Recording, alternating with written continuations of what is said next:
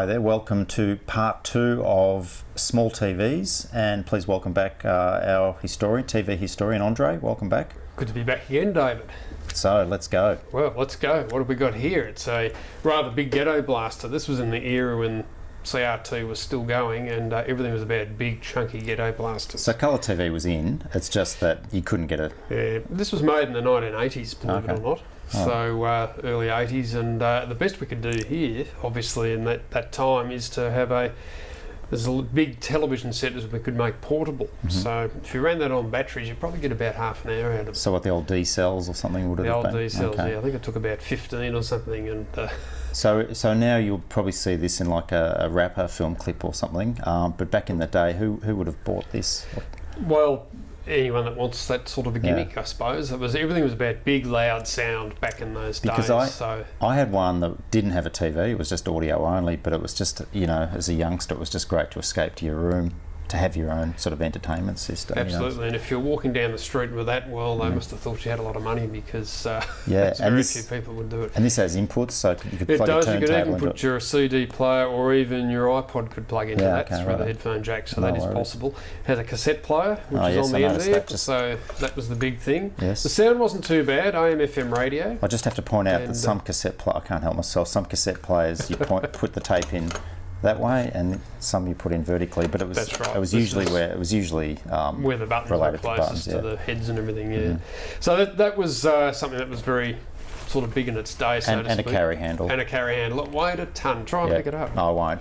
But I think people used to walk around the streets with them. Well, on I'll tell you what, shoulder. you get a pretty sore shoulder pretty quick with that. So. And what sort of money would this have?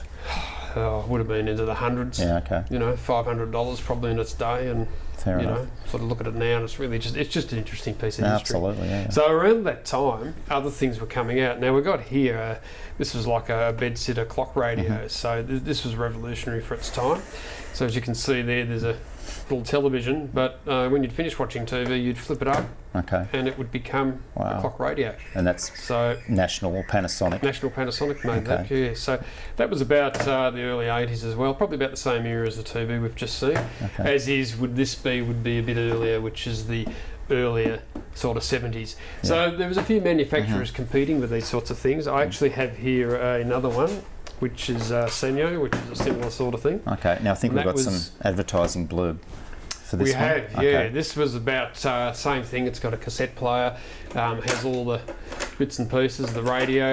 But again, it was sort of more about portable sound. And I also think the styling cues here, to me, look military.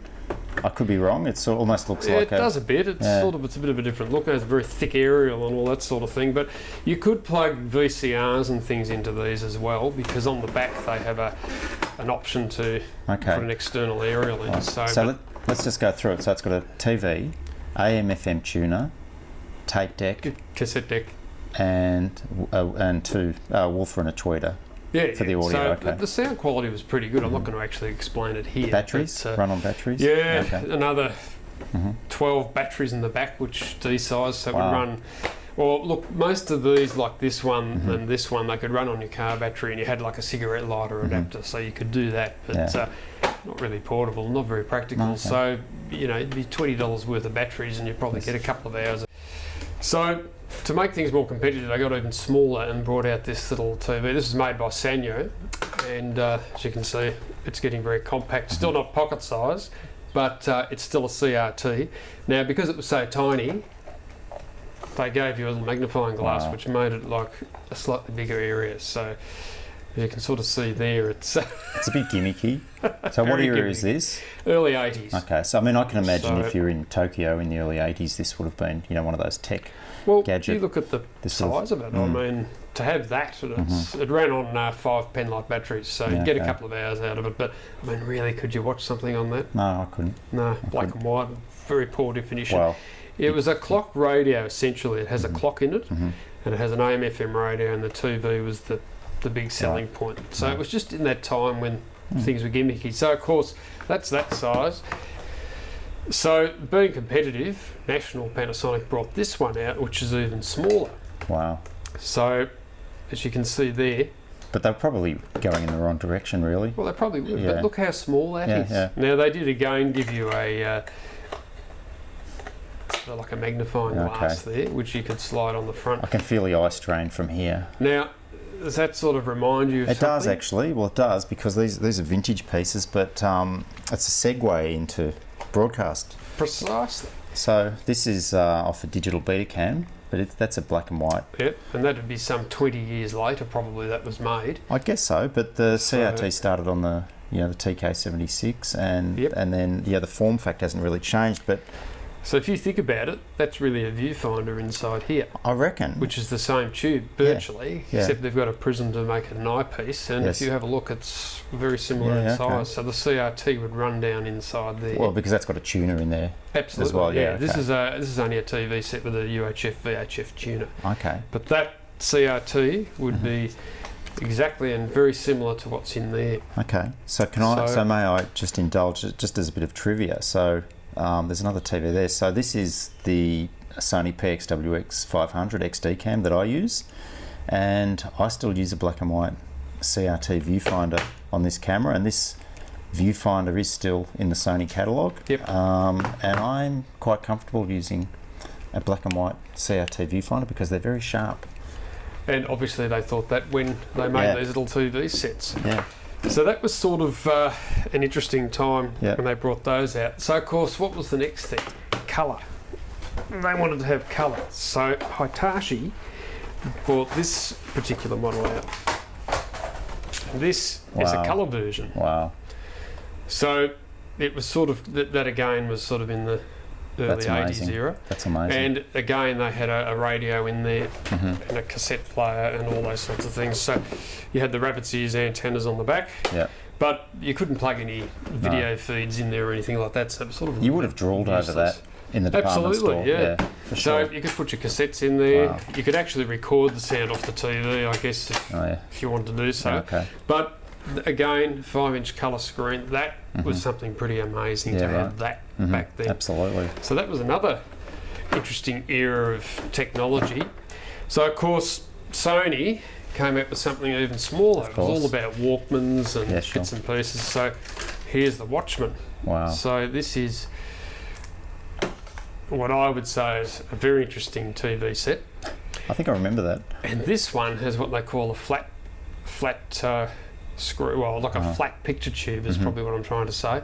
So it actually sort of was lying flat, so the conventional picture tube was sort of reflected up inside it. But I think that takes its design cues from a portable two-way radio as well. It's that's what it looks like to me. I think it does, and it was all like this. When you look at the size of these things, they're getting smaller, but again, so it's black and white.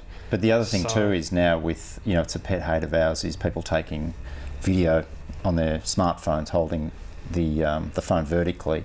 Absolutely. But you can sort of see they thought about things like that back then. It was a very natural way to hold a TV or something. So this was part of the Walkman family, being the Watchman. So they brought out a couple of different sizes, but this, to my knowledge, would be about the smallest one. And again, this is in the 80s era, so pretty amazing that they made that, and that would run for a little while on battery. So it was still a CRT in its form.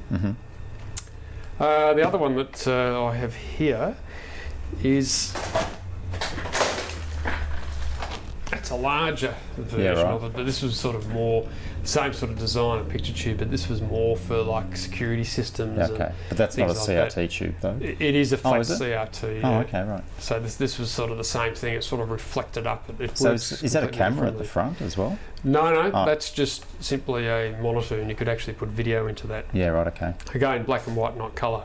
So of course, that was that size of things. Now, then they got very sort of interested in trying to get LCD. Yeah. So then the LCDs came out. Have we got a brochure for that one? Yes.